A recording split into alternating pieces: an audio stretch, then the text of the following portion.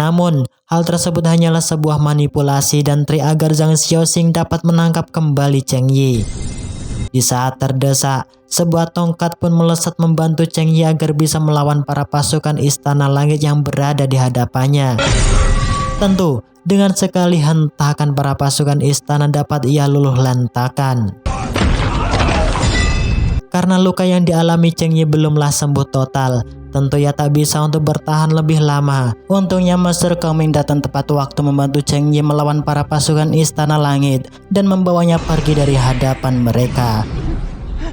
Di bawah alam sadar, Cheng Yi dihampiri Sang Raja Laut Timur yang merupakan ayah kandungnya. Disinilah Sang Raja mempercayakan dan menyerahkan masa depan Istana Laut Timur pada Cheng Yi, karena ia yakin Cheng Yi akan menjadi seorang raja yang kuat dan bisa menjaga kedamaian bangsanya dari segala tindakan kejahatan yang akan terjadi.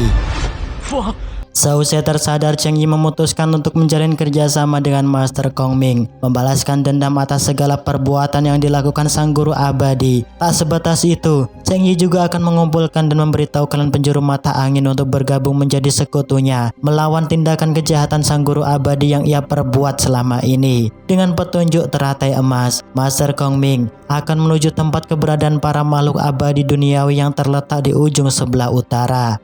Singkat cerita, keesokan harinya, terlihat Master Kong Ming dan Cheng Yi sampai di dataran salju tempat keberadaan para makhluk abadi berada. Di tempat inilah kita diperlihatkan keberadaan klan Lin Huang yang merupakan sekutu pasukan yang tunduk atas segala perintah sang guru abadi King Ning. Ya, pemuda tersebut tak lain sang tetua klan Lin Huang yang bernama Master Zhao Ling. Karena mendapat perlindungan dari sang guru abadi, tentu klan Lin Huang bertindak arogan, menangkap dan menjarakan klan King Qiu, bangsa rubah yang dianggap musuh olehnya. Dan benar saja, seketika Master Kong Ming dan Cheng Yi dikejutkan dengan suara teriakan meminta tolong. Tak lain mereka ialah para bangsa rubah yang sedang diburu Master Zhao Ling dan pasukan. Master Kong Ming yang tak ingin melihat putri klan rubah Nona Qin Yao terbunuh. Ia mengajak Cheng Yi untuk segera menyelamatkan mereka.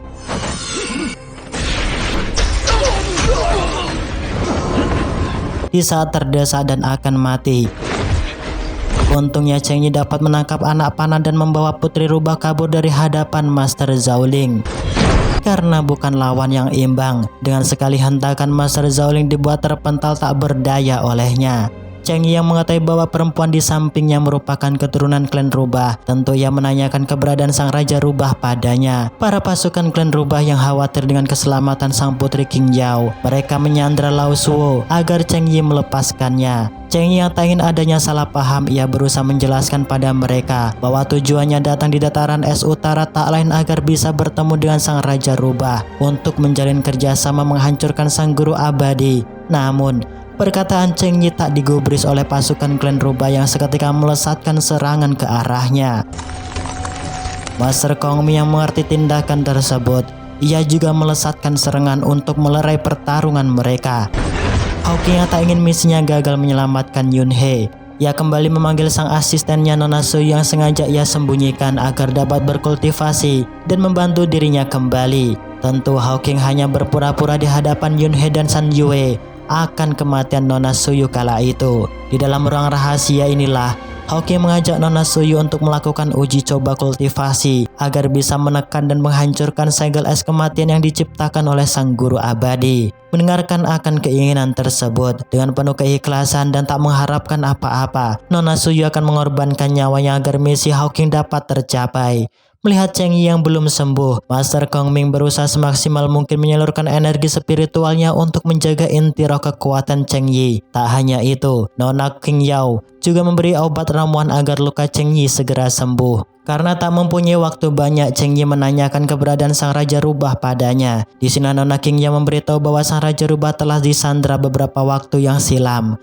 Karena ia mengorbankan dirinya agar klan Rubah tak dibantai oleh kekejaman Master Zhao Ling dan pasukan.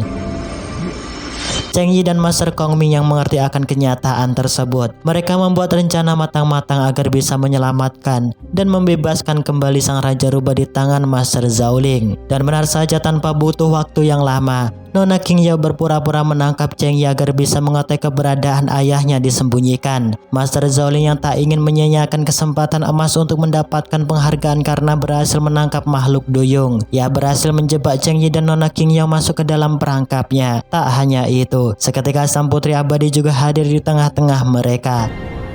Namun strategi mereka tentu kalah telak. Di mana dengan senyap Master Kong Ming dari dalam berhasil meluluhlantahkan pasukan klan Lin Huang dan melepaskan klan Rubah yang disandra oleh mereka. Tentu, rencana Cheng Yi dan Nona King Yao berjalan dengan semestinya, yang membuat Master Zhao Ling dan Putri Abadi Sun Die tak berkutik sedikit pun. Dengan rasa yang dipenuhi kebencian dan amarah, Cheng Yi akan membalaskan dendam atas perbuatan Putri Sun Die yang usai membunuh ayahnya dan menyegel istana Laut Timurnya. Karena tak ingin melihat sang putri tewas, Zhang Jiaxi memilih mengorbankan nyawanya dari hunusan pedang yang dilesatkan Cheng Yi. Sang guru abadi yang merasakan sang putri dalam bahaya, ia mengaktifkan mantra segel untuk menghentikan Cheng Yi dan membawa pergi sang putri. Karena kekuatan inti spiritual Cheng Yi masih melemah, cukup sekali hentakan, sang guru abadi King Ning berhasil menyelamatkan Putri Sun Die.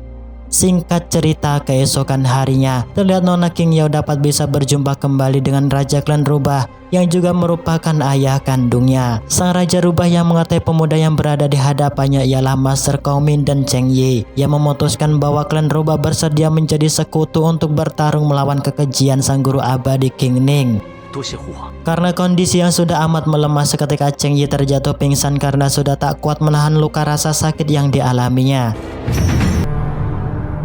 Bahkan, hal tersebut juga dapat dirasakan oleh Yun He. Meskipun jarak yang jauh, namun mereka tetap dekat di hati. Melihat kebaikan dan ketulusan Cheng Yi menolong dan membebaskan sang Raja Rubah, Nona King Yao meminta izin di hadapan ayahnya untuk menyalurkan kekuatan spiritual di dalam tubuh Cheng Yi sebagai rasa balas budi akan kebaikannya. Berkat usaha dan keyakinan yang tinggi, Nona King Yao dapat menyatukan kembali inti roh kekuatan Cheng Yi yang retak dengan teknik kekuatan spiritual tingkat 1 yang dimilikinya. Hari-hari pun berlalu dengan begitu rumit. Dari hati yang paling amat dalam, Cheng Yi masih merindukan dan khawatir akan keselamatan Yun He. Meskipun jiwa raganya tersakiti, namun kesetiaan Cheng Yi number one yang tak akan terganti dan berlain hati. Seruput kopimu masih, agar hatimu tetap bakoh lan kokoh. Cheng Yi yang sudah tak tahan melihat kekejaman yang dilakukan sang guru abadi, ia bersama Master Kong Ming mengusulkan di hadapan sang Raja Rubah untuk segera mengibarkan bendera peperangan agar penderitaan yang dialami para roh abadi duniawi segera usai. Tentu mereka menyusun strategi matang-matang dikarenakan musuh yang mereka hadapi bukanlah orang biasa. Sang Raja Rubah yang merasa khawatir, ia mengatakan di hadapan Master Kong Ming dan Cheng Yi untuk mencari dan melacak keberadaan Dewi King San yang merupakan burung ponik biru abadi agar bisa membantu dan bergabung menjadi sekutunya. Mendengarkan akan rencana tersebut, Master Kong Ming akan menuju Gunung Lutao tempat persembunyian Dewi King San berada. Dewi King San yang tak ingin melihat Lin Sun musnah menjadi abu, yang mengeluarkan sebagian kekuatan spiritualnya agar Lin Sun dapat berkultivasi menjadi manusia kembali. Karena merindukan sang pujaan hati, Lin Sun dengan senyap mengikuti arah kepergian San Yue. Merasa telah dikhianati, tentu hati San Yue masih menaruh rasa kekecewaan padanya. Yang seketika ia menghunuskan pedangnya untuk melampiaskan rasa sakit akan dikhianati oleh Lin Sun. Dengan penuh rasa cinta dan sayang, Lin Sun memberikan intro di hadapan San Yue sebagai bukti akan kesetiaannya. Namun hal tersebut diabaikan olehnya dengan mengatakan bahwa pelayan kucing gunung kecilnya sudah ia anggap tewas ketika tragedi segel 10 kuadrat yang silam. Karena merasa sudah tak dianggap, Lin Sun memutuskan untuk pulang ke kampung halaman bersama kliennya untuk memulai kehidupan yang baru. San Yue yang mengetahui akan kepergian Lin Sun tentu ia sangat sedih dan tak kuat, dikarenakan ia masih sayang dan cinta dengannya. Dan benar saja di pertengahan jalan, Lin Sun dikejutkan dengan kemunculan Master Kong Ming. Kehadiran Master Kong Ming tak lain untuk mencari dan menemukan persembunyian sang Dewi King San berada. Mendengarkan ucapan tersebut, Lin Sun tak akan menyingkir dan memberikan jalan baginya untuk bertemu dengan Dewi King San. Karena tak mempunyai waktu banyak, Master Kong Ming menggunakan cara kekerasan agar mereka tak menghalangi langkahnya. Namun seketika pedang San Yue melesat menghentikan tindakan Master Kong Ming yang akan menyerang. Dengan melihat tanda segel es kematian, Master Kong Ming mengetahui bahwa perempuan yang berada di hadapannya berasal dari lembah Wanhua. Disinilah ia menjelaskan maksud tujuannya mencari Dewi King San tak lain untuk bergabung menjadi sekutu melawan tindakan kejahatan dan kekejian yang dilakukan sang guru abadi King Ning. Berkat bantuan mereka, akhirnya Master Kong Ming dapat menemukan tempat persembunyian Dewi King San di Gunung Lutao. Nah, di waktu bersamaan pula, terlihat Nona Luo juga berada di sana. Tujuan Nona Luo dan Master Kong Ming tak lain untuk mengajak Dewi King San bergabung dan bersatu bersamanya melawan sang guru abadi. Dari hasil negosiasi yang panjang, pada akhirnya Dewi King San memutuskan untuk pergi bersama mereka keesokan harinya. Dan benar saja keesokan harinya terlihat Dewi King San sudah berada di jurang utara tempat keberadaan para klan pembelot berkumpul. Melihat kehadiran sang Dewi King San, Cheng Yi mengatur 3 strategi penyerangan yang tentunya ia membagi 3 kelompok untuk melancarkan penyerangan agar membuahkan hasil yang maksimal. Tibalah keesokan harinya, terlihat sang putri abadi dibuat tak berdaya oleh Dewi King San. Untungnya sang guru abadi King Ning datang tepat waktu menolong dan menyelamatkan sang putri Sunde dari cengkraman Dewi King Ning. Sesuai dengan rencana, Dewi King San akan menahan guru abadi King Ning agar misi penyerangan dapat berjalan dengan semestinya. Di dalam istana rumah abadi, San Yue melancarkan misinya mengelabui para pasukan istana dengan mengatakan bahwa ia diutus sang raja abadi untuk membebaskan para tawanan di dalam ruang pengasingan. Tentu dengan akal dan kecerdikan, San Yue berhasil menjalankan misi tersebut. Yun He yang merasakan adanya kericuhan dan kekacauan di luar istana. Dengan kekuatan spiritual terbarunya, ia berhasil menghancurkan segel buatan guru abadi King Ning. Namun aksi kepergiannya diketahui Putri Sunde yang seketika ia melesatkan cambuk apinya ke arah Yun He. Di sela Yun He mengatakan dengan tegas untuk tak menghalangi langkah kepergiannya karena kekeh. Tentu sang Putri Sunde tak menghiraukan ucapan tersebut, di mana dalam benak dan pikirannya hanyalah satu, yakni menyiksa dan membunuh Yun He dengan cara perlahan. Disinilah seketika Yun He kembali bertransformasi mengubah bentuk selayaknya Kyuubi, sang rubah berekor 9. Di saat akan mengakhiri hidupnya, seketika Yun He terpental tak berdaya. Disebabkan sang guru abadi King Ning menaruh mantra segel di dalam tubuh Yun He untuk mengeblok kekuatan spiritualnya agar tak membahayakan baginya di masa depan. Melihat kesempatan tersebut, Putri Sunde kembali menghentakkan cambuk api miliknya untuk mengakhiri hidup Yun He. Untungnya, Yun He dapat menangkis serangan tersebut menggunakan pusaka pedangnya. Dikarenakan tak lagi kuat menahan lebih lama, Yun He memilih untuk melepaskan pusaka pedangnya yang mengakibatkan Putri Sunde mengalami luka sayatan.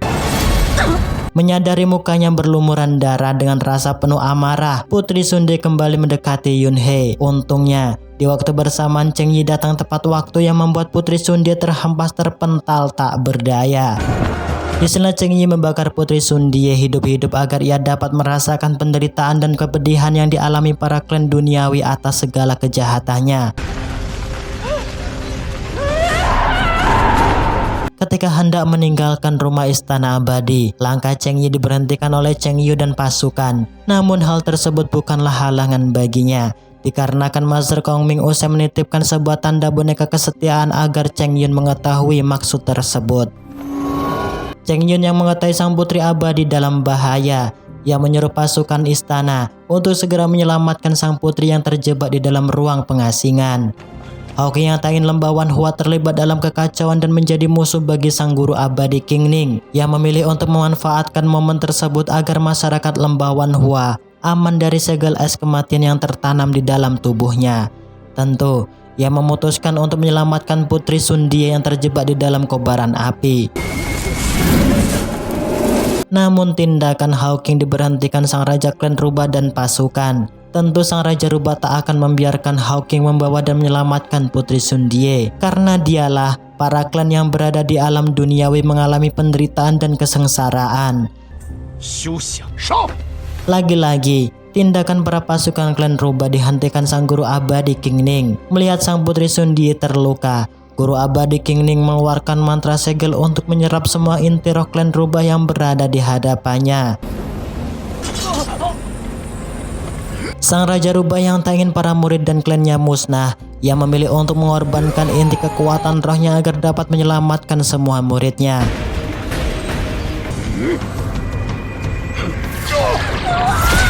Dengan penuh rasa sedih dan kemarahan, guru abadi King Ning mengomando semua pasukan istana untuk membantai semua klan duniawi tanpa tersisa.